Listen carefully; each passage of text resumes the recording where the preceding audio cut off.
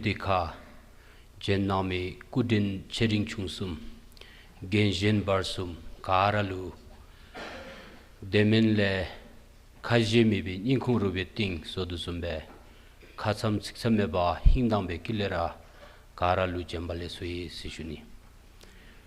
Da Digi Pojur da Tindigibe, Ngachigi Julu, Sheri Entendi, Tiage Kompe Tangupti, Kacheo Im Karagi Ken Sishuni.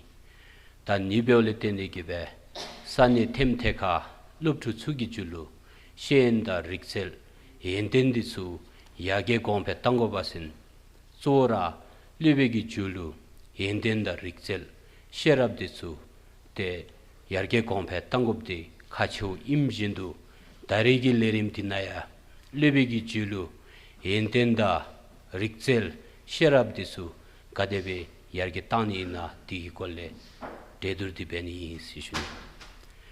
Esteemed guests, distinguished speakers, and valued participants, with great pleasure, I would like to welcome each one of you to the second day conference, KIX Bhutan National Educational Uptake Forum, jointly organized by Samtse College of Education and Ministry of Education and Skill Development, funded by KIX IDRC Canada. So I assume that yesterday we all had a wonderful session, thought-provoking session on the theme strengthening learning, which revolves around curriculum development, teachers' development, innovative practices, and emerging trends of education. So this forum is timely indeed, since our country is fully engaged into having an educational transformation. In the eve of nation making a clarion call in transformation of education, it is our shared responsibilities that we take the education to the greater height. So in the past, people who does not know how to read and write, they were being considered as illiterate. But at current time, if we do not undergo the process, learn, unlearn, and relearn, then we fall into the basket of illiterate. Therefore, we must grow, we must proliferate, and be an efficient person. So, as general information, we will be having a two parallel session here, one in hall number 1, which is on gender equality and social inclusion, and in this hall number 2, we will be having teachers' professional development. So for this, I would like to invite the moderator, Ms. Dawa Chodin, who is serving as our Assistant Program Officer in Ministry of Education under the Department of Teaching and Educational Leadership. Dawa Chodin is a dedicated education professional with extensive experience in teacher education, curriculum development, and capacity building initiative. She has been actively engaged in policy formulation, PD programs, and innovative learning strategies to enhance quality of learning and teaching in Bhutan. With her deep expertise and commitment to advancing teachers' education, she is well positioned to guide today's discussion. So please join me to welcome Ms. Dawa Chodin.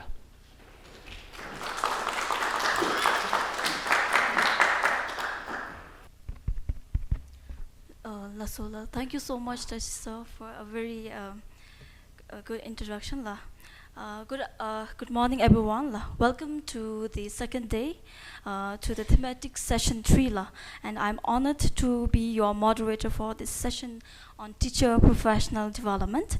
And today we will explore the critical theme of teacher professional development, focusing on how to manage, enhance, and build teacher capacity, its professional development to ensure progressive quality education in Bhutan.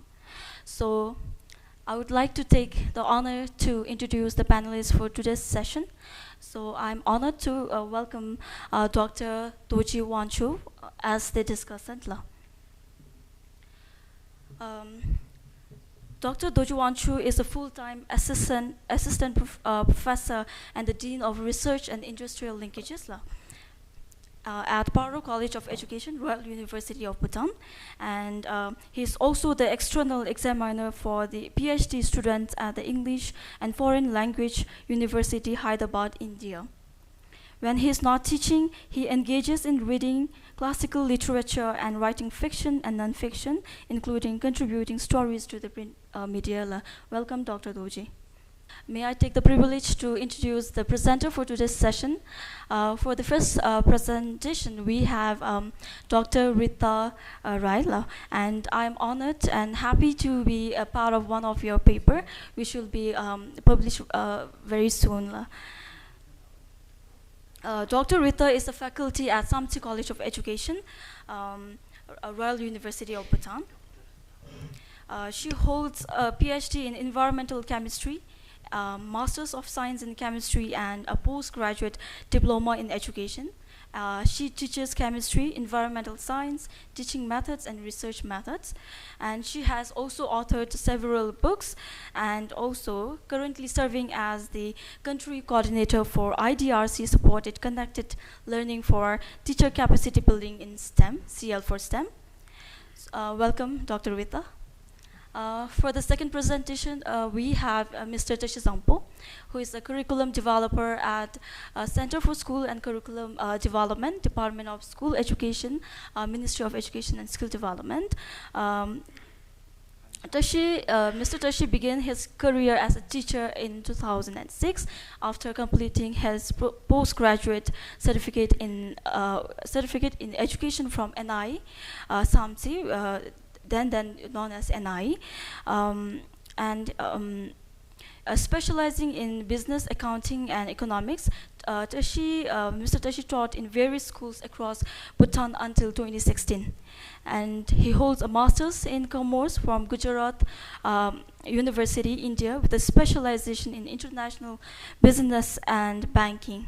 And in 2017, he joined the erstwhile Royal Education Council as a curriculum developer for commerce and accountancy.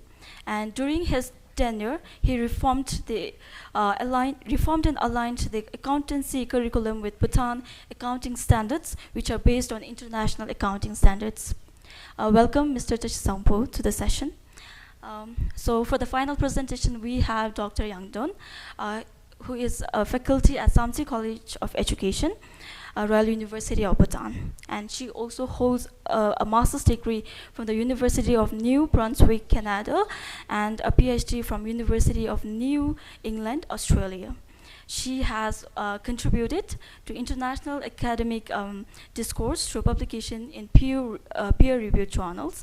Her teaching responsibility include instructing courses in dissertation research for EMAP English students. Welcome to the session, Dr. Yang Dinla.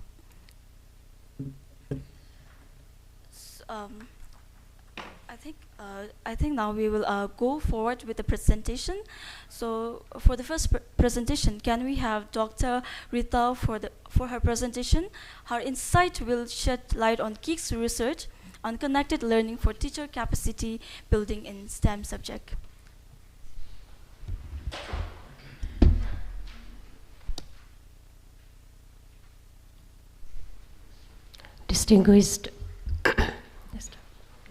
Distinguished guests, ladies and gentlemen, good morning, everyone.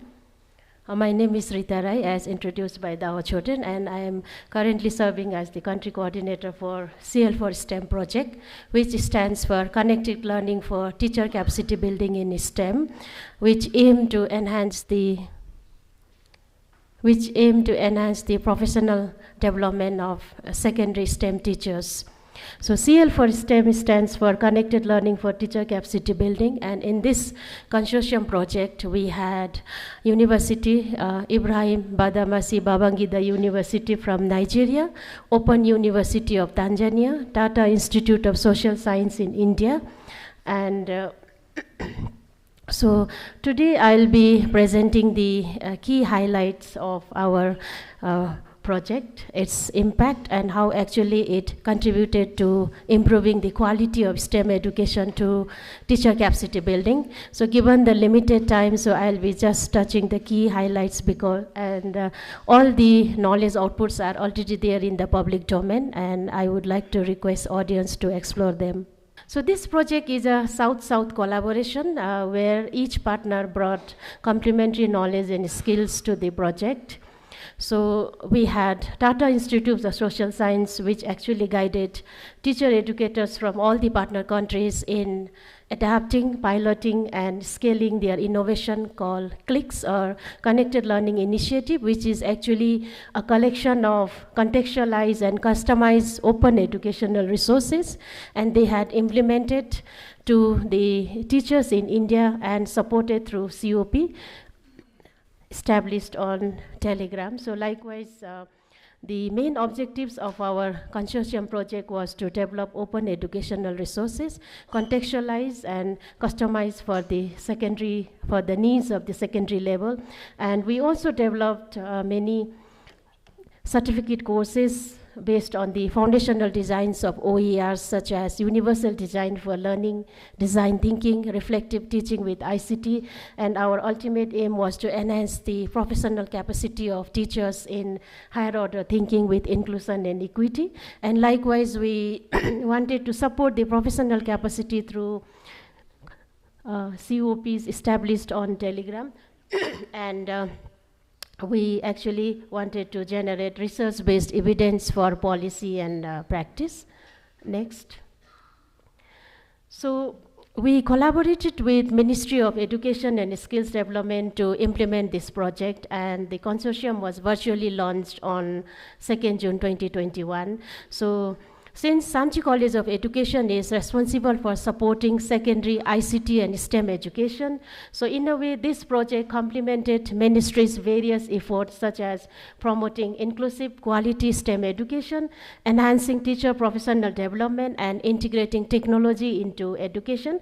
Likewise, this project also helps in realization of His Majesty's dream for STEM education, as articulated in the Royal Council on Education Reform. Next. So here is a summary of our learning journey with CL for STEM project, which started in April 2021. So first pilot phase was implemented solely by Samtse College of Education under the guidance of our technical consultants and partner countries from April 2021 to December 2023, while the extension phase that actually started from January and ended on December 2023 was collaboratively planned, implemented, and assessed by Samtse College of Education and Ministry of Education and Skills Development. So in alignment with theory of change, the conceptual framework of our project was to enhance teachers' subject matter knowledge, pedagogical content knowledge, and general pedagogical knowledge. So our innovation was open educational resources. We had developed 13 open educational resources, 1 common pedagogy module, and other subject specific in physics, chemistry, biology, and mathematics. So during the design itself, we had made sure that we embedded required resources, required activities, so that this innovation can enhance teachers' subject matter knowledge, pedagogical content knowledge, and general pedagogical knowledge. Further, we had aligned our open educational resources with school curriculum framework, and then tailored to the needs of the secondary level. And then we also got extensive help from the Department of Curriculum Division, Ministry of Education. So our curriculum developers are also there, so they helped us extensively to contextualize our open educational resources. Next.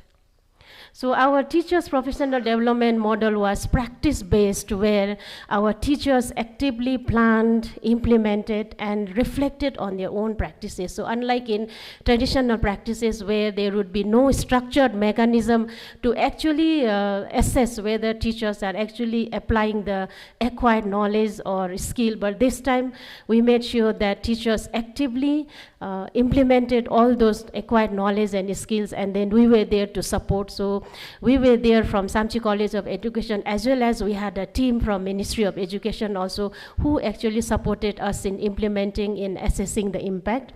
So our OER, we assumed that our teachers would spend 5 hours per week. So we had 13 OER, and then to complete one open educational resources, we had given them 30 hours. So that's how, and then throughout the process, so they had to complete pre-test, post-test embedded within the module. They also had to submit 2 lesson plans per module, and then they also had to undergo peer assessment by supervisors from Samtse College of Education and officials from Ministry of Education.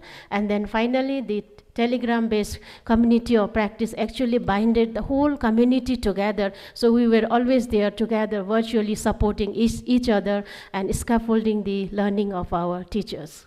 Next. So we had 3 main studies, so impact study, innovation diffusion study, and scaling process research, whereby we had specific tools for each of these studies, and we collected data as baseline data, midline data, and endline data, and continuously when teachers were actually implementing the open educational resources, we also collected data. So during the pilot phase, of course, we had carried out situational analysis studies in 6 districts, but then due to the COVID protocol at that time, we could implement only in 1 district, whereby we could cover 7 schools and 82 participants, including 43 pre-service PGD students, whereby during the extension phase, we could take it to 20 districts, we could cover 82 schools, and then altogether 145 teachers completed this course successfully. So that was a great achievement, and then we could do it with the support from Ministry of Education. So coming to impact study, there are 4 sub-themes where we do not see positive changes quantitatively only, but then when we look at the qualitative data, so there are positive changes across all the themes and sub-themes, and then we could see changes in conceptual understanding and then practices of teachers. So I'll be just giving the key highlights only. Next. So innovation, so we wanted to study how actually teachers perceived our innovation. So to understand their perception about our design of innovation, so we use Moore and Ben-Basser's framework, and then we found out that teacher found it very compatible, and then it was easy for them to use and then apply in their teaching. And then when it comes to concerns, so we also wanted to learn about their concerns. So we got 2 distinct feedback from our pre-service and in-service. So our in-service teachers had concern about how this innovation will be actually fitting into their system, or how they can actually manage with the existing workload, and how it will impact the student learning outcomes, while pre-service teachers showed great interest to learn more about this project and then to explore more about these collaborative opportunities. Next. So social learning platform, actually I mentioned earlier also, this actually binded all of us together virtually, and then so we were sharing resources. Our teachers also were sharing their expertise. They were seeking support, and then at the same time teacher educators were there helping them. So it also went out very well. Next. So we had some limitations during the pilot phase. So firstly, it did not align with the ongoing class session because of the COVID. So school session had started in April, and then we had launched this program in June only. So there was a mismatch with the academic calendar. And then many participants faced challenges with their individual workload and connectivity issues, insufficient resources. And likewise, they also had problem in meeting the task deadline. So they also had a lot of tasks. They had to write lesson plans. They had to write and submit reflection report. They also had to do other tasks. So they had a lot of challenges. Next. So in extension phase, so this is the report brief summary from scaling process research, where we analyzed the changes in knowledge, attitude, and practice through 3 domains: learners, teachers, and then teaching learning. So we found out like our teachers showed enhanced awareness in the importance of STEM knowledge, and likewise we also saw that they have increased commitment to diversity and gender equity in STEM, and overall we could find that our female teachers are more sensitive to gender equity and social inclusion, so they were far better than male teacher. And of course, please pardon me if it is not correct. Then, so we could also see like the teachers are increasingly committed to practice gender equity, social inclusion, as well as to in practicing student-centered pedagogies. Next. So we could see a lot of barriers and challenges at the same time, and so firstly, there are limitations with access to technology and resources, and there is also some challenges in fully implementing inclusive practices, particularly with students who have special educational needs and who are actually low academic performers.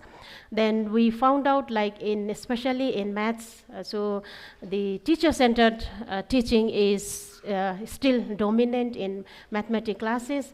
So, and we could also find out still there are persistent gender biases and traditional stereotypes in STEM fields, whereby teachers as well as parents think that STEM are only for boys, and then they happen to support only boys students, and there is insufficient provision of emotional and psychological support.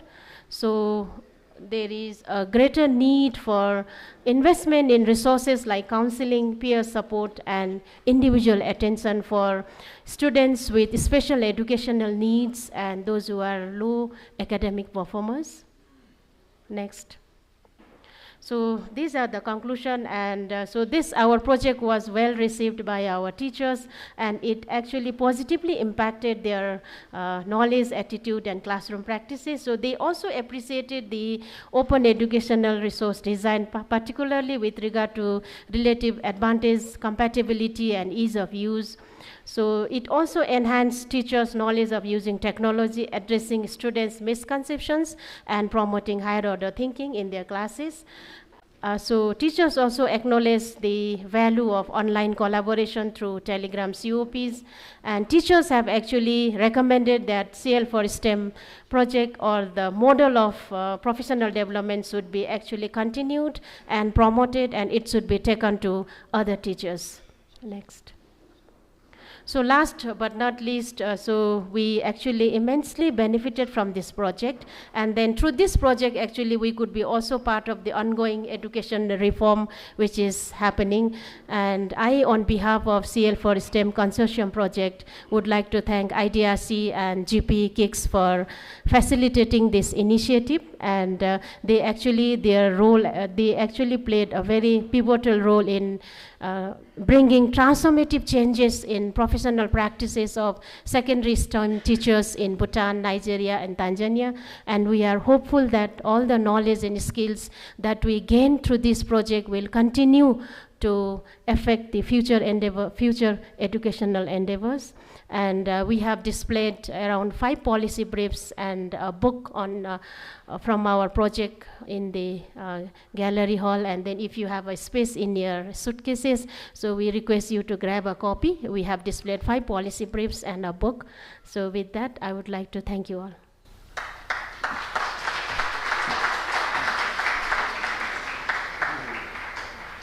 Thank you so much, Dr. Rita, for your very comprehensive and enriching presentation.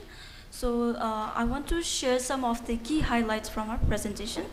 So CL for STEM Consortium have contributed in strengthening professional capacity of secondary STEM teachers by establishing a vibrant community of practice, and it has also played a pivotal role in generating research-based evidence to inform policy and planning for scaled implementation.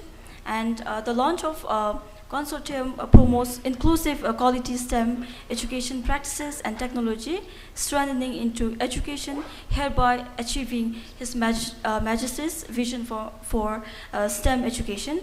And CL for STEM have also seem to have been well received by educators, positively impacting the knowledge, attitude, and classroom practices. So, like before we go on with the discussion, I want to remind everyone with the modality of this session.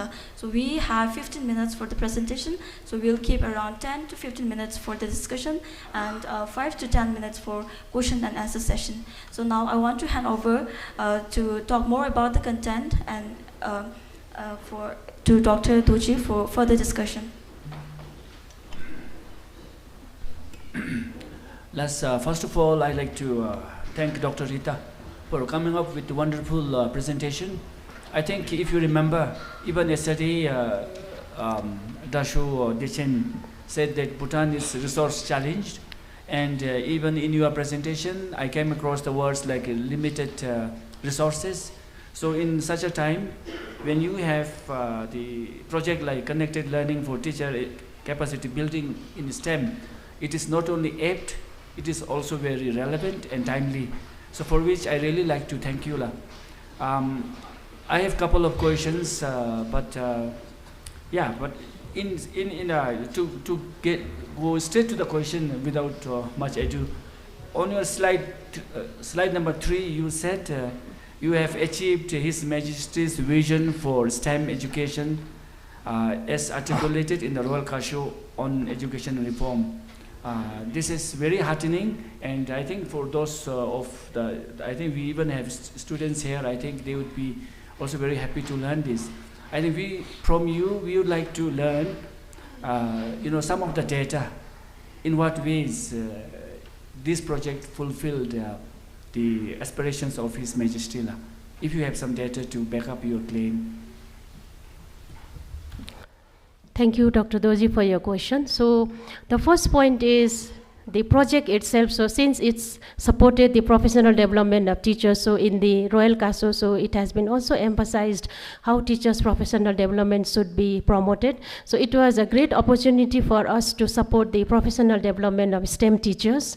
And actually, when we did the situational analysis study, so it was very sad to find out that we have teachers who have completed 15 years of their services, 20 years of services, but they never got opportunity to attend any STEM-related professional development courses. So through this project, actually, we are very proud to tell that we could support the professional development of both in-service and then the pre-service teachers. And then likewise, since the backbone of our innovation was the technology, so we actually used lots of technology to help our teachers to make the learning and teaching very interesting, experiential. So technology was the main backbone of our project. So they learned to use different kinds of simulations, multimedia resources, and other technologies related to their specific subjects, like math teacher promoted technologies which are relevant to their math learning and teaching. Likewise, chemistry teachers promoted in the same way. One thing that again I like to ask Dawa is that somewhere in your presentation, I believe it is in slide number 9.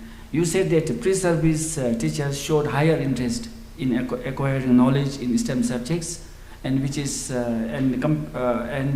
whereas in-service teachers showed more concern. I think this is what you said. Yes. Now, in this context, do you think that bringing innovations and changing the syllabus will make the STEM subjects more practical? Because apparently, from my understanding, I feel that in-service teachers are those who have experience, who have tested the field, and they know that what would work and what would not work. And in contrast, pre-service teachers are those who have actually not been in the classroom. They are only there maybe for micro-teaching for one or 2 months, but not before that. They have not known the real field.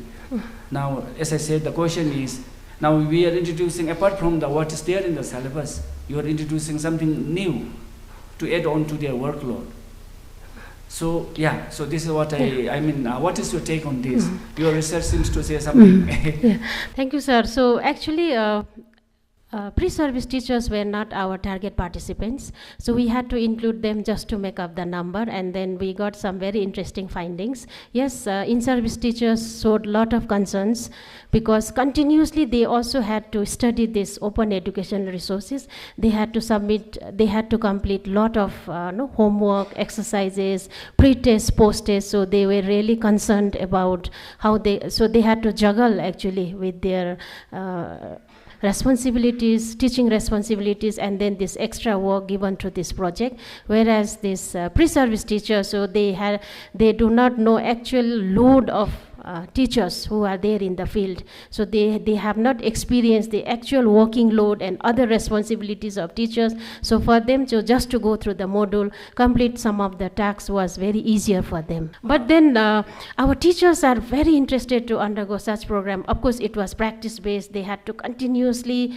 submit works, but then since there is a policy like they have to undergo 80 hours of PD or something like that, but then still then, so they are very much interested, and they also liked this peer review process done by their peer, and then teacher educators from Samtse College, and then officials from ministry. So they actually liked the whole design itself.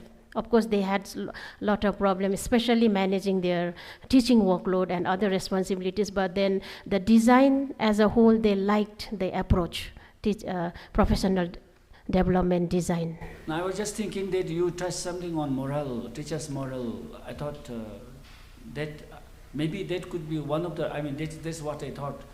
So it's okay.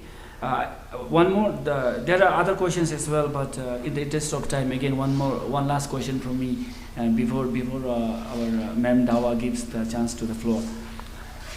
On your slide number 8, I wish we had more time in so that we could discuss in detail, but you have said something like no observable change in subject matter in both the quantitative as well as qualitative data, particularly in reference to the subject matter. Now here, subject matter meaning the content. So have you, in your research, have you come across somewhere the causes? Did you do the reasons why teachers, despite the training, there was not much of change in subject matter, and if there is not much of a change, particularly observable change, particularly in subject matter, do you think the STEM teachers could perform better without the subject matter?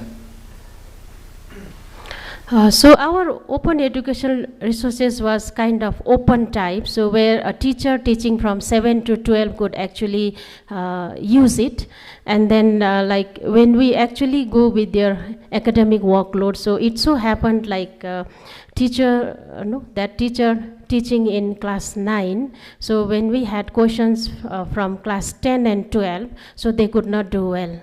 So we had some specific questions related to the content knowledge of the textbook. So the teacher who were teaching 7, 8, 9, so and then since we had higher level questions also, advanced level question also, so teachers who were teaching at lower level, so they could not do well. But then listening to their narratives, during their interview, so they could articulate, everything related to their concept, and then they could also connect the dots or the concepts related to that particular topic. But then when it comes to the test question, they could not do well, those teachers who were teaching at the lower level.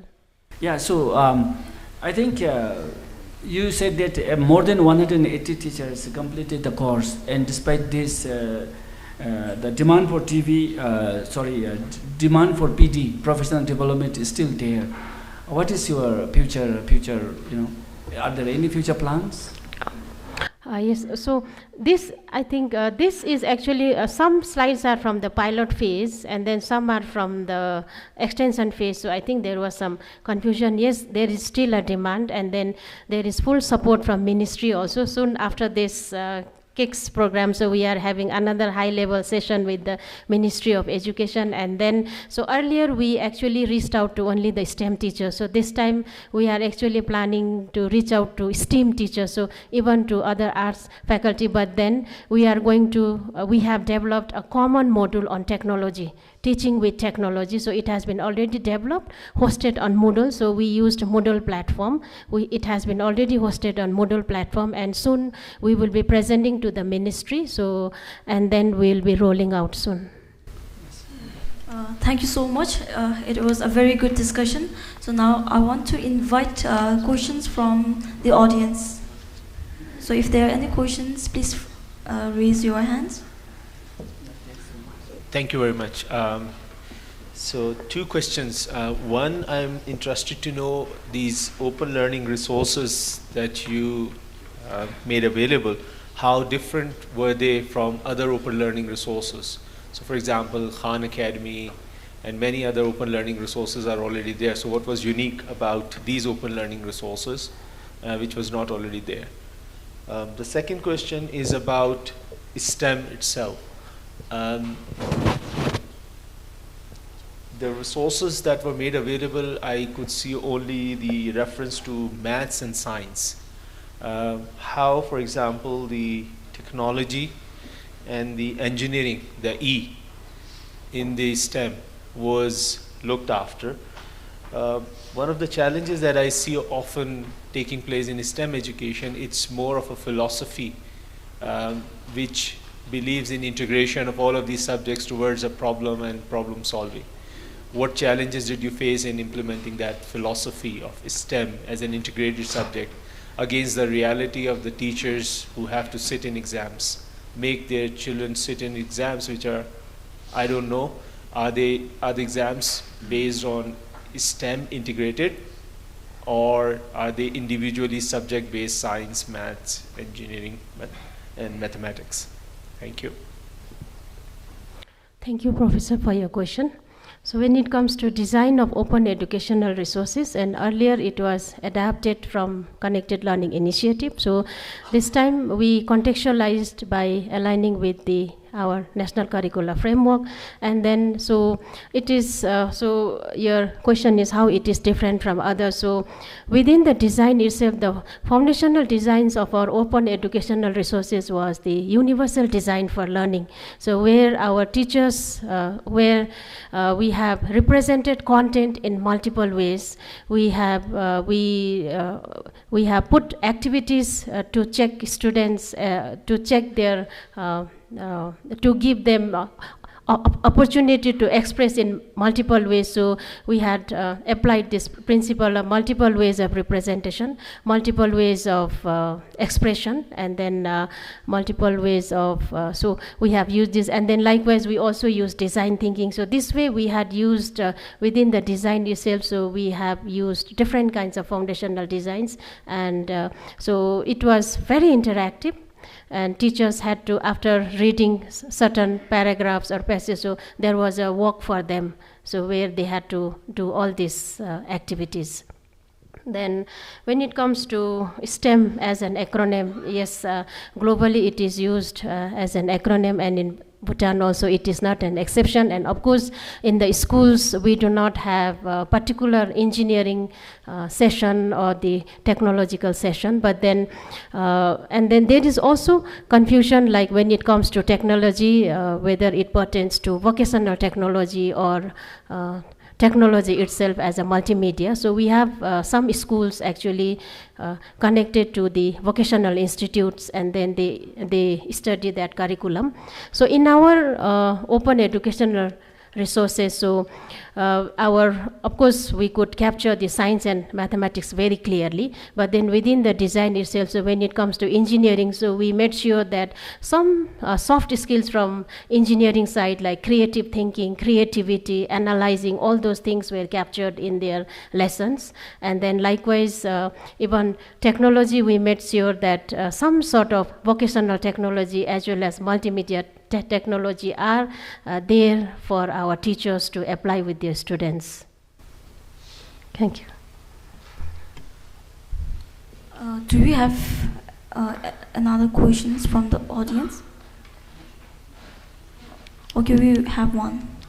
Okay, thank you. So one of the you mentioned about the concern regarding workload for teachers. I think this is a common theme with all new initiatives in teacher professional development, not just in this case.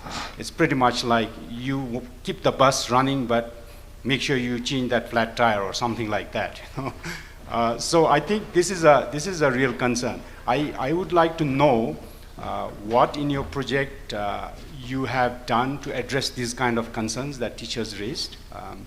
And the other thing is, because it's largely focused on open education resources and technology, I would also like to know if you used mobile technology or use of mobile phones to access these resources, because that seems to be another challenge that you expressed as well. And I mean, would you have plans, if you haven't already done, in terms of using mobile phones to access these resources? Thank you. So when it comes to workload, so we would like to we would like to help our teachers through a policy only. So that's why whenever we are having any dialogue with Ministry of Education, we make sure that there is a representative from Policy and Planning Division. So we want to get it done through a policy only. And for this, we have also developed a policy, which is there on display. So the title of the policy is Practice-Based Professional Development. So we hope that it will be done through policy only, because this is the main concern raised by teachers. So they are actually willing to undergo professional development courses, but then it's very difficult to manage with their teaching workload. And let's hope that in Bhutan we can do it through a policy change only, because we already have evidence, we have data, and then we hope that it will be done through a policy only. Then open educational resources. So since our open educational resources were hosted on Moodle platform, so it was accessible through mobile phone also.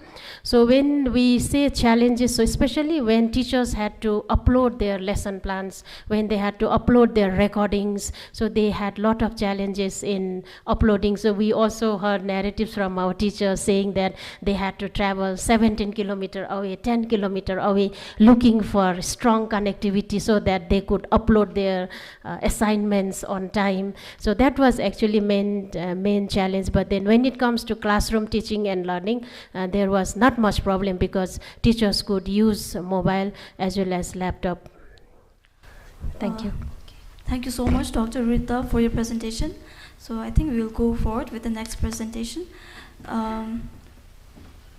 So next, we will keep the question answer session at the end. So like if you have time, we will manage around the end of the session. So for the next presentation, we have Mr. Tashi Zangpo, who will share a case studies from the KIX EMAP learning cycle on teacher workforce management, highlighting effective strategies in managing teacher workforce. So may we welcome Mr. Tashi Zangpo. Good morning, everyone. Distinguished delegates from KIX office, moderator, discussing my fellow presenters, my colleagues from curriculum. Okay, to start with my presentation, this is a part of learning as stated by the moderator. Part of learning cycle 7, the course that we have undergone from the ministry, HR, and from curriculum, from teacher development division. And we attended this course along with around 15 countries from Asia, South Asia, and some European countries, and also some countries from South Africa. So this course is very much relevant to especially the policymakers and the planners. And as we deep dive, let's look at how we can use this, evidence from this, our learning from here, how we can use in the policy aspects of especially managing teachers. So as we find that, to start with, in a factory, if you look at, especially the modern technology base, with the click of a button, same identical goods with same packaging, same, labeling can be produced. In every aspect, it will be same.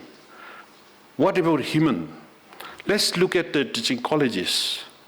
Provided same instruction, same direction, same courses, yet the teachers produced out of training institute will be different.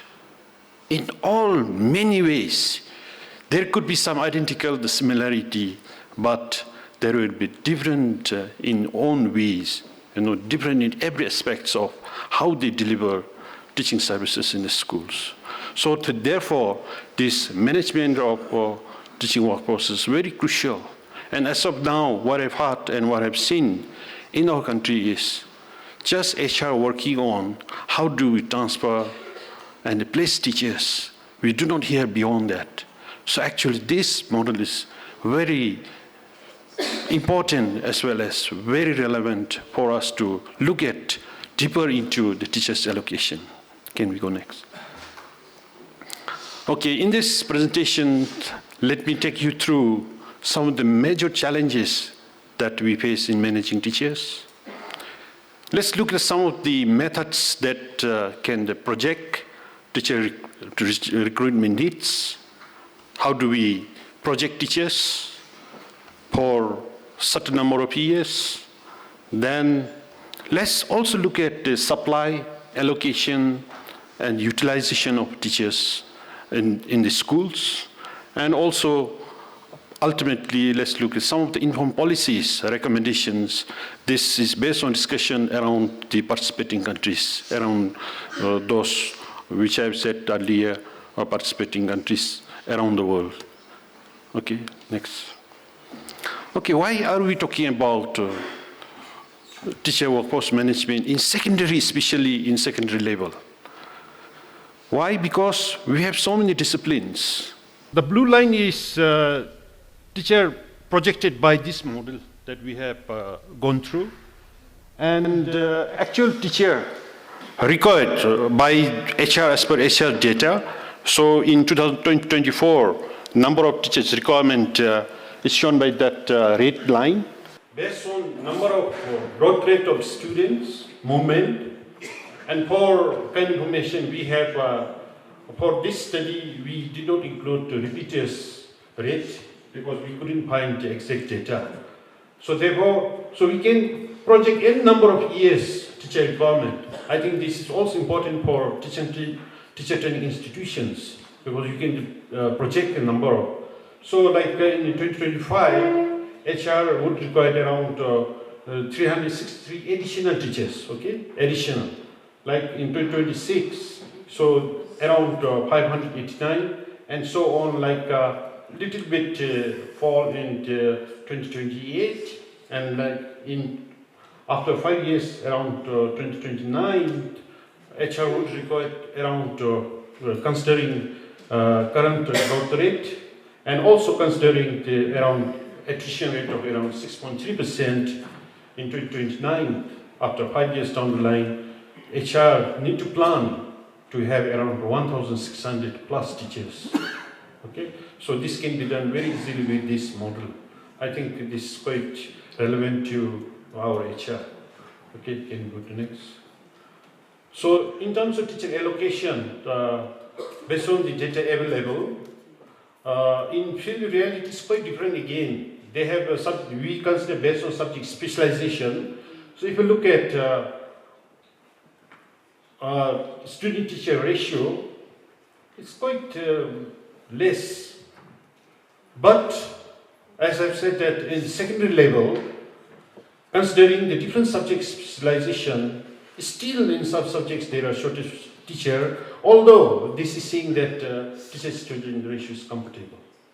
Okay, so if we see like even like Samtse is having around 17, 1:17, and even like Sarpan 16, and Thematic, how much is it? Around 17, yeah. So this is how allocation is done. Currently it is available, okay, based on the data available in the schools. Okay, so can we, it's just for information. So this is important. So when we plan so far, we never plan, I haven't heard of even planning whether the teachers currently available in schools are able to cover curriculum requirement timing. This is based on curriculum timing, and if you look at, see, 100% means the teachers available are able to cover 100% of the curriculum, okay? So anything that less than 100% is saying that with allocated number of teachers, they are not able to cover the curriculum, okay? So like, see, if you look at some of the schools like GPE HSS, in English, coverage is just 49%. So that shows that there is acute English teacher shortage in the school. On the other hand, if you look at like, say Samtse, it's 155%. That's excess of English teachers. So very well. We can even, it's very simple when we project out, although there is quite technical in calculating it, it gives very meaningful outcome out of this model. Okay. So with that, can you go to next slide and we'll come back. Okay, this is how it is predicted. Okay, I have showed a formula here. This is how it's projected. It's a number of teachers that is there. Statutory timing that we in secondary as per the policy is 30 students, and then curriculum timing. Number of PG, they call it as pedagogical groups. Okay, so here is like a section multiplied by curriculum timing, so we get that. Okay, so limitation is that in the schools we do not maintain 30 students every sections, but based on convenience, based on curriculum. So sorry, not curriculum. The classroom setup. They maintain different number of students. That could be some of the limitations. Okay, people adjust that one. So can you go to next? Now this will show that teacher utilization. Coming to earlier slide, and actually we need to flip each other. So anything that is 100, the teachers is exactly using the time. Okay, but anything that is more than 100, meaning the teacher is putting extra time. For instance, Jakar HSS, top one, is 130%, is saying that 13% of the time is extra effort put in by the teacher. Now let's look at the earlier GPE. Yeah, it was how much? Around 49%. Now teacher utilization, see, is 201%, which means teacher in the schools are putting how much? More than 100% extra effort, more than what is required. Okay, so does it give some meaning out of this? I think this can be very well adapted and used in our policy decisions. Okay, this is how it is there. So anything that is more than 100, is the teachers are putting extra effort, extra hours in covering the syllabus. Covering the syllabus, although coverage is less, can go to previous one more slide here. Although coverage is less, what is required is teacher anyhow needs to cover the curriculum. Yeah. So therefore, to cover that one, coming to next slide, can you go to that one? Therefore, they need to put extra effort, okay, extra hours. This is what it's giving by this model. It's quite simple when you look at, but as I've said, it's a bit technical. Okay, can you go to? So this is one case that we need to cover. To do this, we need to have the teacher in school timetable, individual teacher's timetable in the schools. So I have got just one school from Thematic timetable, and I have seen that Thematic teachers are quite comfortable this utilization rate, except that, see, in history, teachers are working a bit more than what they are required, and then in BE, teachers are putting around 15% extra effort, and accountancy bit, but otherwise all are comfortable in this school that we have seen. Okay, so that's it from the model. Okay, so based on this, we have some recommendations. Okay, can go to this. So how do we address and make teacher allocation efficient in our country context. Maybe even this can be referred to other countries as well. Address teacher allocation. Especially we found that there are hardly any, experienced teachers staying in the remote part of the country. As and when they serve the minimum requirement, they seek transfer, and they all come to the town schools, and found that allocation, although in terms of number is there, but whatever in terms of quality. Okay? And then, like enhanced professional development, hardly the teacher get opportunity, especially to get trained by international experts. Although some kind of curriculum orientation, some project-related PDs are provided, but they do not get. And they need to, even there are some teachers who said that, they, in the last 5 years, they did not get any opportunity for training.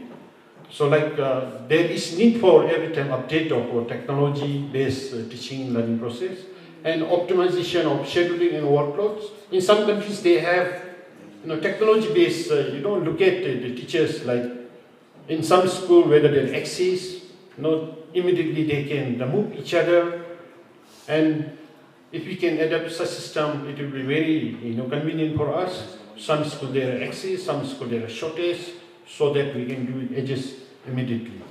Leverage technology. Now today, if you look at our specialist students, younger generations are very much into this technology, and they love technology. And we propose to have now very urgently need to have guidelines on the use of AI in the schools. Some cases, students are, especially in the towns, students are into use of this AI, especially. But in some part of the country, even the teachers haven't used it. There is a big gap due to this AI. So we need to look at this seriously. Then there is no the policy as such, written policy, besides teacher guidelines, but there is no policy written how to utilize, how to allocate teachers. We do not have such guidelines. We recommend to use that. And even we look at teacher well-being. In some countries, they have even counseling. Of course, we have a counseling, but we do not have dedicated counseling for teachers. Even to promote accountabilities. Together with that, the teachers need to be accountable for the performance. And also, we recommend to have more collaborations in terms of quality, especially with the parents, to have quality teaching and quality learning.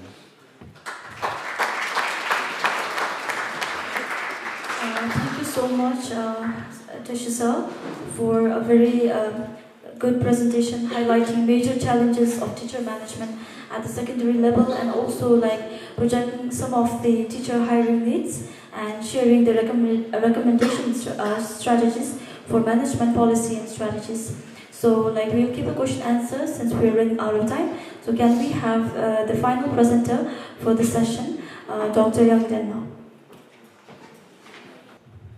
Good morning, everyone. Distinguished guests, esteemed audience, dear boys and girls, welcome to my presentation. Before I proceed, I'd like to take this opportunity on behalf of my four friends.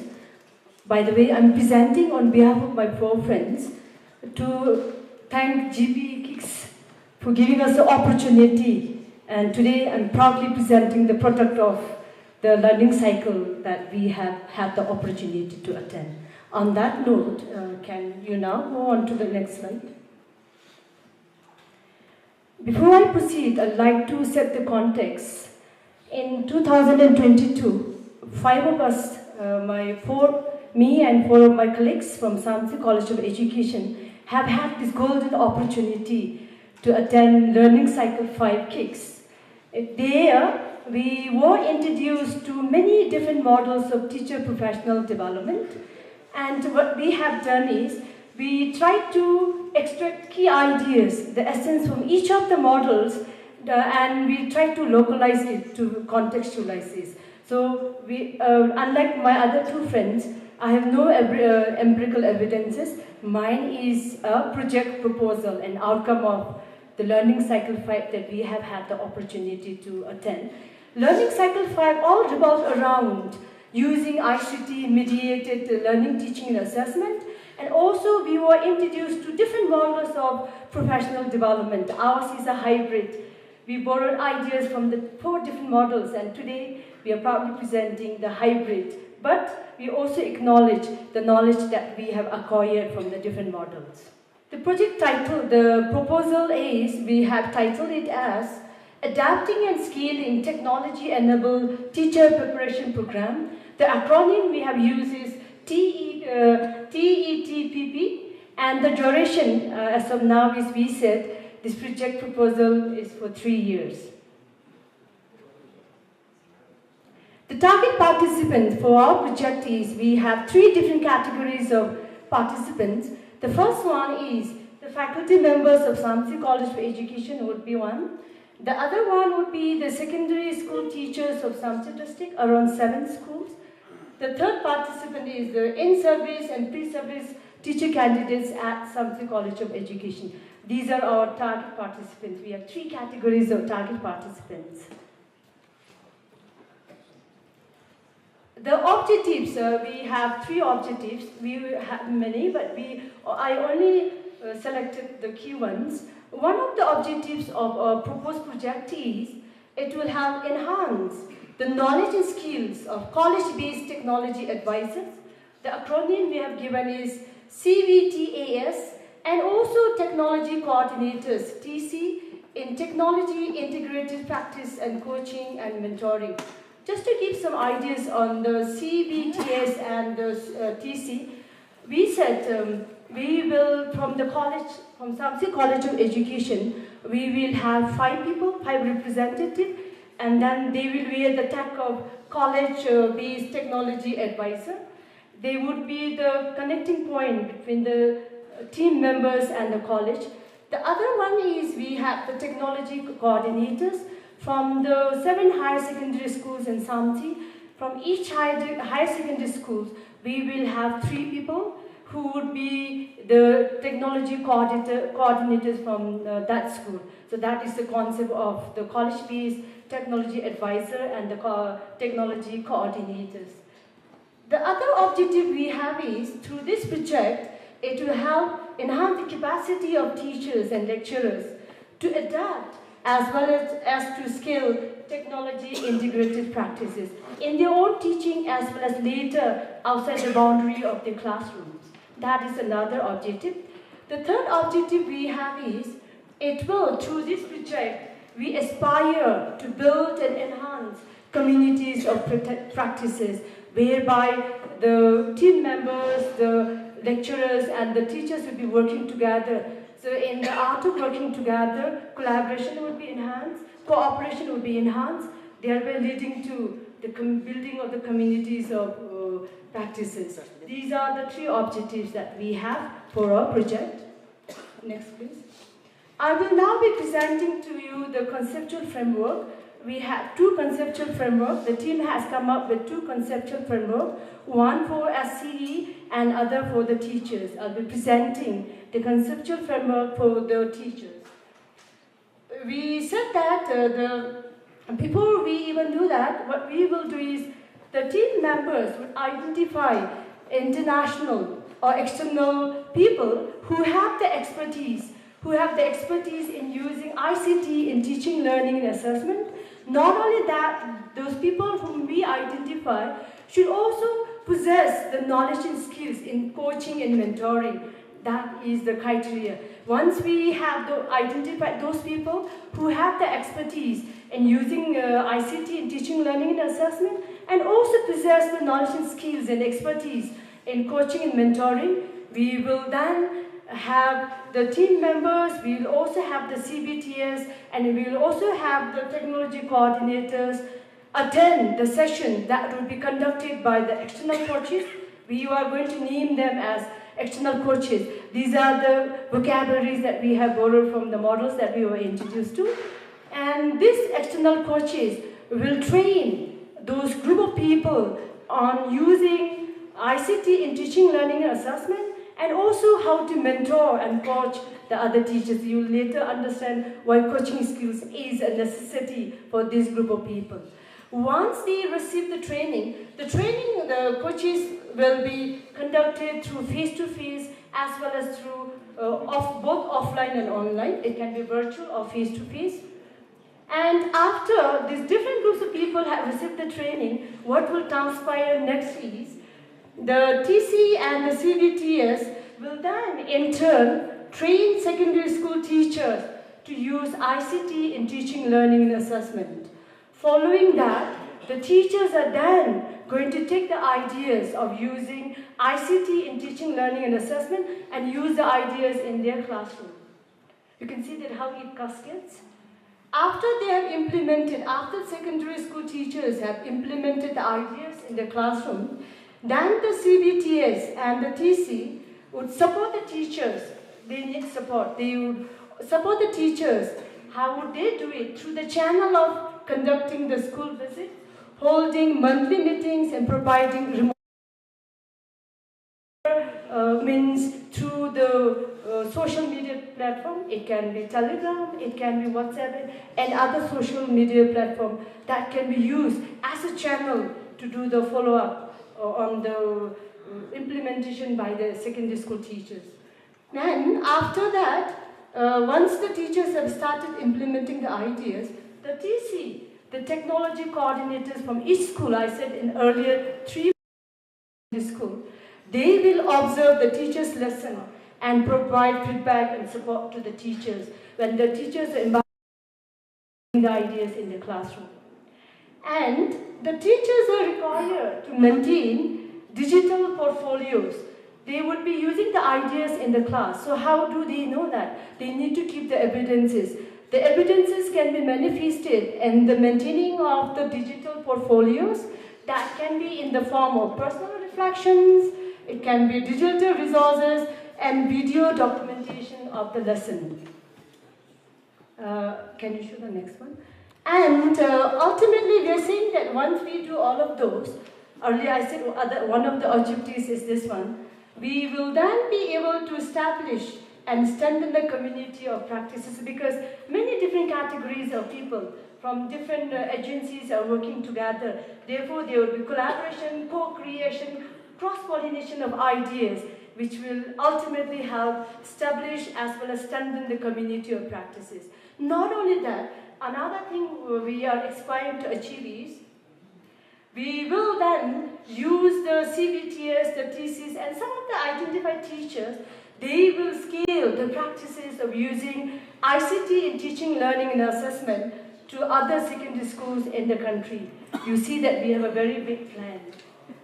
That is for the teacher, the conceptual framework. We also have the conceptual framework for, can you put the next one? For Samtse College of Education. Similar to the first one, the team members and the college-based technology advisors would receive the training with the technology coordinators. So after the lecturers, after the CBTs have received the training on how to use teaching, learning, and assessment, and also how to coach and mentor the lecturers, they will then, the CBTs will train the lecturers to use ICT in their teaching, learning, and assessment. It will cascade, it will have the ripple effect. Once the lecturers have been trained to use ICT in teaching, learning, and assessment, then the lecturers will implement the ideas. They will apply the ideas in their respective classrooms. Here, after the implementation after a few weeks, the CBTs, the college-based technology advisors, will observe their lessons and provide feedback and support. And we have discussed that through this channel of training the lecturers, since they would be teaching both the pre-service and the in-service teachers, the benefits of this module will not only be confined to the lecturers, it will be taken in the schools later, whereby the pre-service and in-service teachers, once they graduate from the college, they will take these wonderful ideas of using ICT in teaching, learning, and assessment in their own classrooms once they graduate and work in different schools in the country. You can see that they will cascade the practices in the classroom. And the lecturers are also required, like the teachers, required to maintain the digital portfolios, the evidences of the ideas that they're using in the classroom. Similar to the teachers, they can maintain personal reflections, digital resources, and video documentations of the ideas that you're using in the classroom. And we can also create a repository of the ideas that they've used, and it can be in the public domain for the benefit of teachers in the other country as well. This will also, like the first one, through this process, we have discussed that it will help establish and strengthen the community of practices through the collaboration, consultation, and coming together and cooperation. And also, finally, after the lecturers have used it, after they have maintained all of those, we will then scale up the practices to the faculty members of the other colleges of RUB. These are, so can you show one by one? Thank you. These are the two conceptual frameworks, one for the lecturers, the other one for the teacher. Now, the assessment in the evaluation plan, what do we do? How do we know that? What is the evaluation plan? What is the assessment plan? First one is, prior to embarking on the journey of the proposal, we will have the need analysis done in the form of a baseline survey. We will have a baseline survey for the secondary school teachers in Samtse, as well as the lecturers, to look at what are their current practices, how much of technology are they using in teaching, learning, and assessment. So through this survey, we hope to get an idea, insights into the types of technological tools that they're using and where they stand in terms of the use of ICT in teaching, learning, and assessment. And that will give us information on what should be done, where is the gap, what is already happening, what are the good practices, how can we bridge the gap. So that will inform, the survey will inform. Following the survey and the analysis of the survey, next is another way of assessment is, I've already shown in the diagram the conceptual framework. There would be weekly monitoring of TC and CBTs. When they are using the ideas, the weekly monitoring will be done by the technology coordinators for the secondary school teachers, and for the lecturers, the monitoring would be done by the college-based technology advisor. There would also be monthly visits by the college-based technological advisor. That would be for the school teachers. And the other one is, the other way of assessing and evaluating is, there's also going to be the end-of-project survey to assess the effectiveness of the TETPTT. Another survey. We'll have the baseline data collection through survey and the end of the project survey to see how effective the ideas have been. Finally, we'll also create some forum where the teachers and the lecturers have the opportunity to share their ideas, the good practices in different forums. It can be in the form of locally, it can be international. They would be given the opportunity and encouraged, not only given the opportunity, they would be encouraged to share their ideas so that there's proliferation of ideas. The ideas do not just remain to the colleges and the school. We want the ideas to go around in the world, travel the whole world, and benefit the education system of the whole world. That brings us to the end of the project. As I said, this is just a proposal. If they are funders, we are ready to execute and implement this plan. We find it very, very useful, and we see a lot of scope, but we are still looking for funders. So if anybody on the audience are willing to fund it, we are psychologically prepared, mentally prepared, and physically prepared to take this proposal forward. good luck to the proposal. Thank you. That brings me to the end of my presentation. Thank you so much, Dr. Yangan. It was indeed a very good presentation on your project proposal, and Doctor has highlighted on the target participants' objectives and also shared some of the highlights on the conceptual framework and also assessment and evaluation plan. And we wish you a very good luck with the funding. And with that, I want to directly hand over the session to my discussant, and we will have the discussant for Tashi and Dr. Yangan. So, Doctor, you can go forward with that. I think the question that I want to ask, actually, you already answered. Yeah, kind of. But you know, when I listen to your presentation, there are certain keywords. You know, survey, ICT, digital portfolios, training, external coaches, capacity enhancement, weekly monitoring of teachers and lecturers, monthly visits, end of project survey, and attending conferences. You know, all of these. If I reduce this to one thing, I think all of this needs budget. Yeah, all of this needs budget. My question to you is, how are you going to get the budget? I said we are in the journey of looking for budget. If you look at the proposal, we have already worked out on the budget. We are hopeful that we will get the budget to fund it. As I said, it is a wonderful project. It will benefit. And in the second presentation, he recommended in his slide that there is a dearth of professional development that can answer this. He also said that we need to, in his recommendation, leverage technology. You can see that this can answer many, and then two of the recommendations that the second presenter had, if we had the budget, that would have many tentacles and benefit many agencies. So we are still looking for the budget. We need your prayers so that we are able to get the budget. I would like to say that this is a wonderful proposal. Besides the budget, I think, yeah, all the best and no more questions. I'm here to advertise the proposal. We have one question from Amber. Sorry, I must have missed. I would like just to know what specific practice or the lack of practice in the system triggered or inspired you to come up with this proposal, apart from the shortage of PDs? Yes, sir. Thank you, sir. We didn't do a study, but we talked to the teachers. They were saying that many of them were not conversant in the use of ICT. They said ICT is the talk of the town. It is the need of the hour. Yet, many of them are not competent.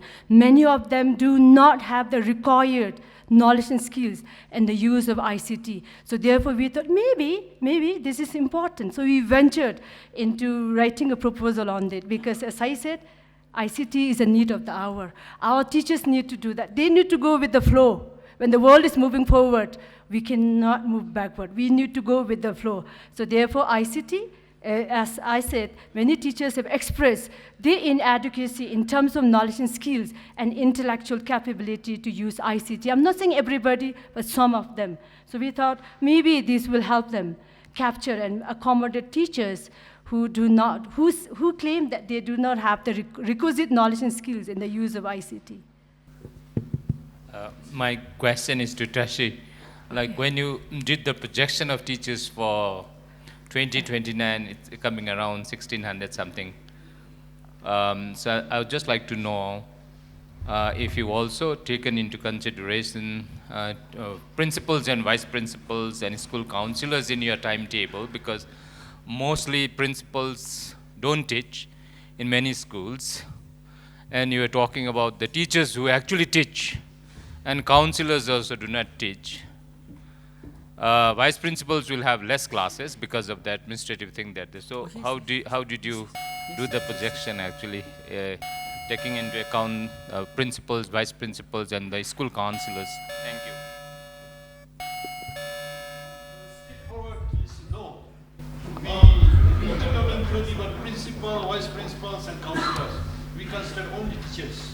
So probably because of that, some schools come in very low like coverage, like judiciary, maybe the vice principals and principals are also teaching. So maybe because of that, in reality, data must be there. Policy says they are supposed to teach. So in this study, we did not include. I think it's done with Dr. Yangden, so we'll go forward with Mr. Tashila. Thank you. Lasso, thank you.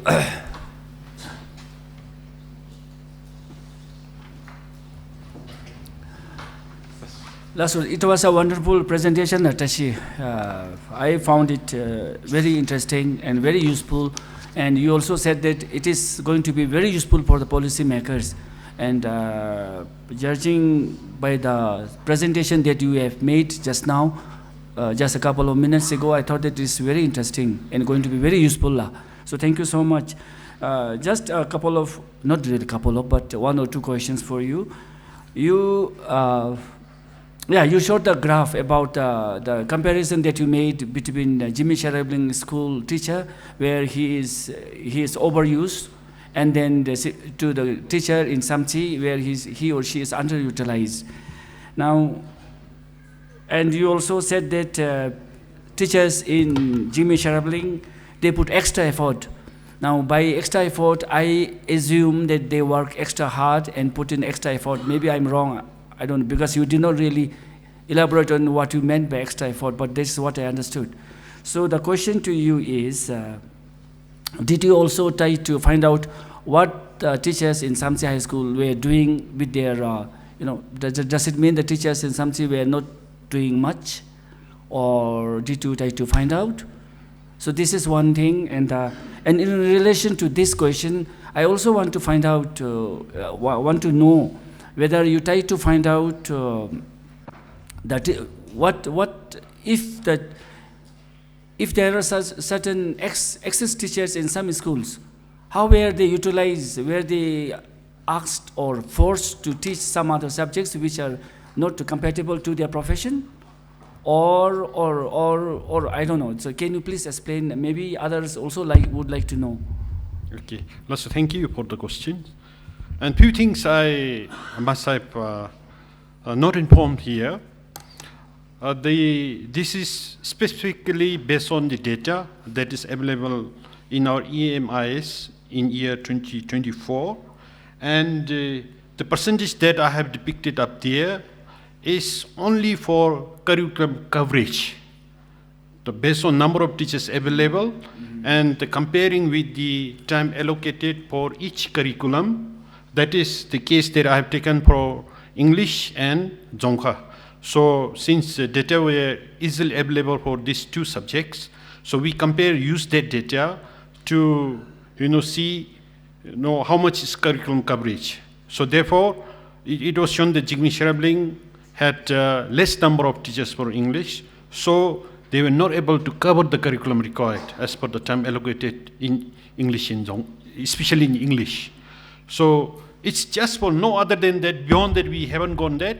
So based on availability of data, so we were seeing whether they are able to cover. So if they are not able to cover curriculum, the extra effort I meant was they are using extra time, beyond their allocated hours to cover the curriculum, to make up the shortage of the time because of the limited number of teachers. Hope I have answered. Anila. Can I maybe one question from me? Last. I think there are many questions, so I will stick to just one. In your slide, I think it was in slide 6, you talked about, and of course even in your conclusion, you talked about fostering teacher well-being. Now, well-being is such a big word. Different people would understand differently. Now, in your paper, how did you define well-being of the teacher? So maybe this would be helpful for other people also here to understand what you mean by teacher well-being. Yes. So this is also based on the data that is available, and also with some interview with the schools, we found out that teacher especially having access, period, there are cases of teacher burnout. And they are putting extra efforts. And for them, if there is not really financial incentive as such, but what they require is like opportunities in terms of, especially to have training programs facilitated by international expert, and so that their morale is uplifted, and so that they are willing to put extra effort. So, and also on top of that, if there are any specific agency requiring addressing their counseling services, for instance, would really benefit for them. So that's the only thing that we have looked at. So thank you so much, Latashi. I think in the interest of time and in the view of giving opportunities to other people here, I would like to ask no more questions. Back to you, Dawa. So we approximately have 20 to 25 minutes, so we will keep it for question and answer session with the audience. So if there are questions from the floor, please go. Good morning, everyone. My name is Chikmi Dendup, and currently I'm serving as a teacher at Bavisa HHS. But prior to that, I was at Jigme for 11 years. So while going through Mr. Tashi Zangpo's slide, I came across one slide where Sir mentioned about 49.7 this syllabus coverage. I was still wondering from where this figure came from, because when I was there at Kaling, I remember no one came and inquired about the syllabus coverage, and now the figure is 49.7. And to share about the acute shortage of teachers that we faced back then in 2022, we were only 2 in numbers. 3 of my colleagues left for transfer, and I was only. And on top of that, I was the head of the department. And it was really a serious concern for the school as well as for the students. And luckily, by March, we received one teacher, a lady teacher from Samtse College. She completed her PGD. And 2 of us, we took 14 sections. And the period which was allocated to us, apart from that, we had to take extra after school. So in total, we took around 35 periods. 35 periods. And we did not mind, because that's our job. We did not mind having taken 35 periods, because after all, we are for the students. And what really motivated us was my previous principal, Mr. Samtse. We should manage with what we have, he used to tell us. So that was the sole inspiration and motivation that we could walk extra mile. And when the first slide was shown by Mr. Tashi Zangpo, 49.7, I was just wondering from where this figure actually came from, when we gave our best and we did not leave any stone unturned.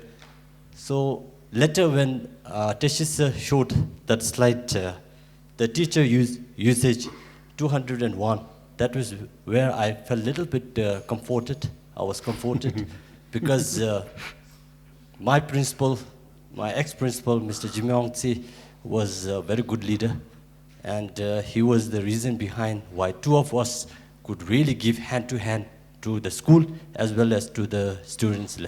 So I still remember going home late night, taking a booster class, taking extra class, remedial class, until we received another national contract teacher.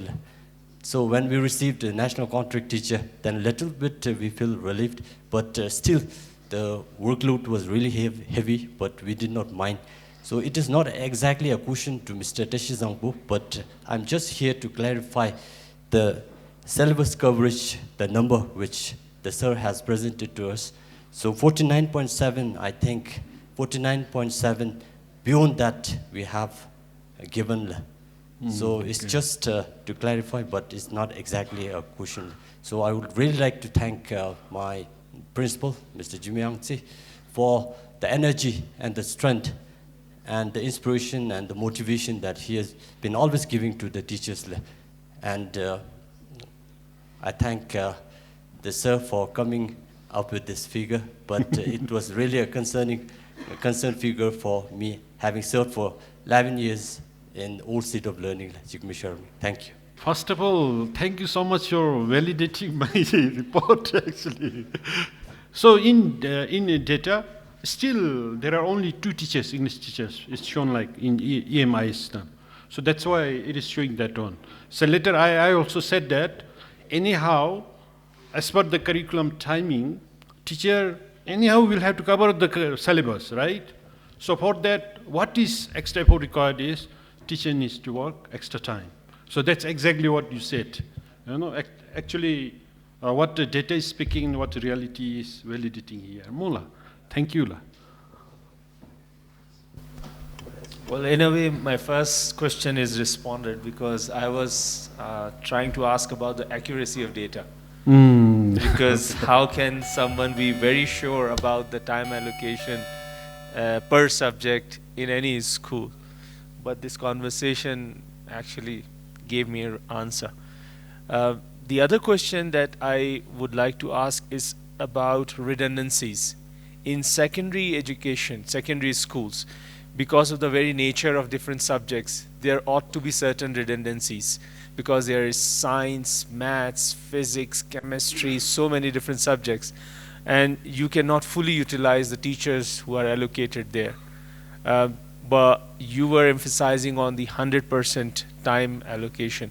So is your projection also taking care of the redundancies that will definitely be there? Yeah, definitely. It's there. Like even we found out that it's also questionable with the data that is available, because it happens that in some cases, although data mentioned that their specialized subject is English or history, but in reality, the teachers are teaching even economics, even geography. You know, that is not taken care by this data. I'm sure there will be redundancy, but this is based on what is official data available, sir. That's it. Hello, sir. Yeah. I just wanted to ask, like, regarding the generalizability of your data, because usually what happens is for the professional management, teacher allotment management. In that case, usually in inclusive schools especially, so the needs and the requirements of the teachers are quite different from other general schools. So in that case, I just wanted to ask how you have looked into those areas. Okay, thank you. Maybe this is giving us opportunity to work more. So we haven't considered actually. This is as a part of a project report for the course.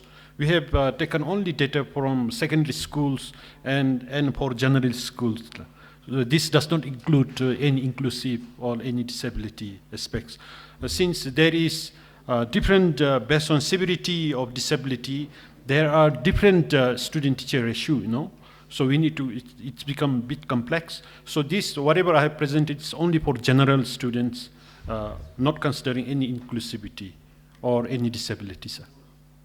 I think there are no questions. So, Doctor, if you would like to carry forward with the discussion. Lumitashi, yeah, this is for you. This is, I like to narrate my own personal experience because it seems to be kind of related to your research. When I was first placed in Damense, in those days it was Damense Junior High School, three of us were placed together at the same time. I and then two other teachers. Two other teachers were Dzongkha teachers. Now in this hall we have people from outside. So for those who do not know what Dzongkha is, it is our national language, and then the national language teachers have got nothing much to do with any of the English subjects. Now, when I first placed in Samtse High School, lower secondary school, the principal asked, he issued me an ultimatum. It was an ultimatum. My strength is in English. I'm trained to teach English subjects, but I was asked to teach chemistry. He asked, three of us, he asked us, either we have no chemistry teacher, so three of you, one of you must be teaching chemistry this year. My other two friends were Zonga teachers. So it was me who had to take it.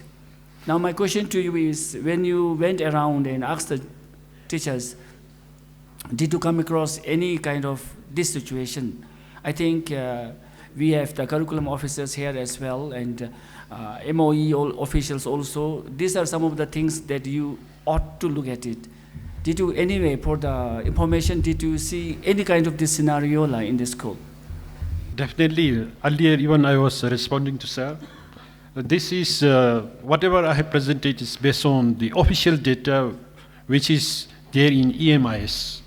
So, in reality, as I was saying, although specialized subject is mentioned in history, the teachers would be teaching geography, sometimes even IT, and we found that even the Dzongkha Labins were teaching ICT.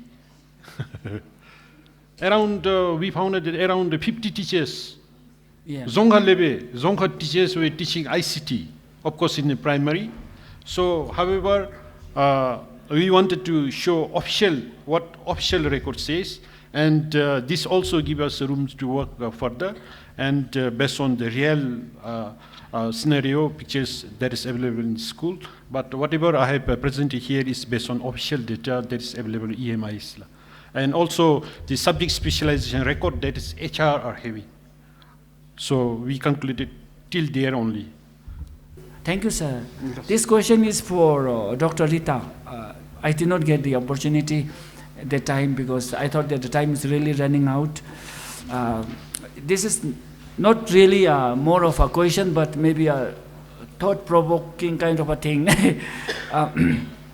You see, people these days, even yesterday, Vishnu Bhakta was saying that if there is arts, I also come from the humanities, like I have already said, and there is no arts in STEM. Now, if you add A to STE, after E you put A to become STEAM, I think, I have a feeling that it will look better, the word would look better. So what is your take on this? Yesterday, I think Mr. Bhojraj is also here, so he also presented about competency-based education, and then there, I think the main emphasis is also on arts, so they are also going to emphasize on arts. So yes, we know that there is more focus and emphasis on STEM education, STEM teachers, STEM teaching learning, and then, so we also felt that, and in our next scaling process, so we have already decided that actually this idea also came from the ministry only, so why not we include arts teachers also, arts and humanities teachers also, but then we are not going to make OER from their teaching subjects, but then we are going to make a common OER whereby they will be also benefited, and then it will be on technology, and yes, that they should not be neglected, and then we know the pressure, like how they feel like when they are neglected, so we have phased out many arts and humanities courses from the higher educations, so we would like to include them also in our future professional development session.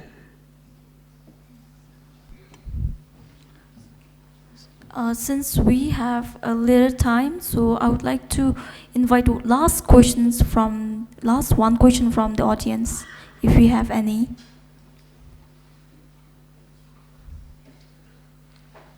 No? So I think there are no questions, so we will call it a session.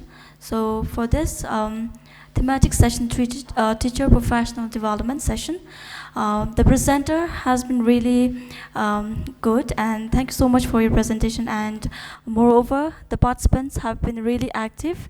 Thank you so much for your participation as well. And now I would like to hand over to the MC for the day. Thank you so much. In this cold hole, I felt like I'm jumping from mountains to mountain with high insights, beautiful presentation, new knowledge, ideas, and innovation in the areas of education. So thank you, all the presenters, for giving us beautiful ideas and innovative insights over the areas of education. And at the same time, I would like to thank Ms. Tawa and Dr. Doji for navigating us through CL for STEM to teachers' professional development. So by this, as a token of appreciation, we have certificate for the presenters and as well as for moderator and discussant. For this, I would like to call upon Marina to give away the token of appreciation.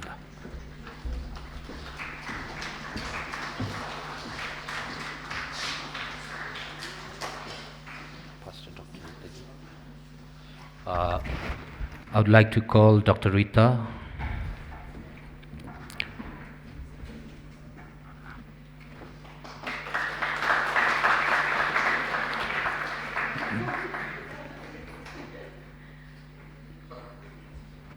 Dr. Youngdin.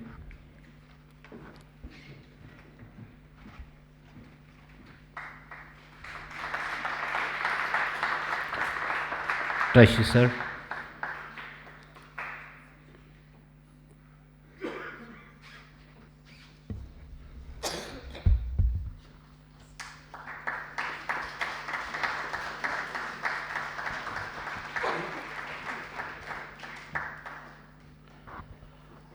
And token of appreciation to Dr. Dojila.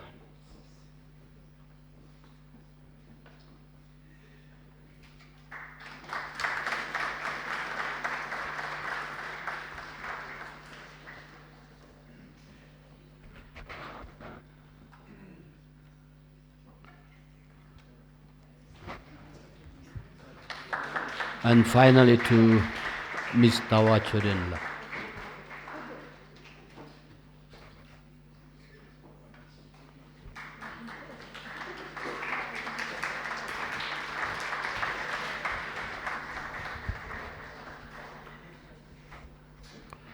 Once more, thank you all the presenters, moderator, discussant, and at the same time, our valued audience here for asking so many questions, and I'm sure you will be having lots of thought-provoking questions where you can still continue during the time of tea break. So we will be breaking for the tea, and then exactly at 11:45, we will be having a common session in hall number 1. Thank you, one and all.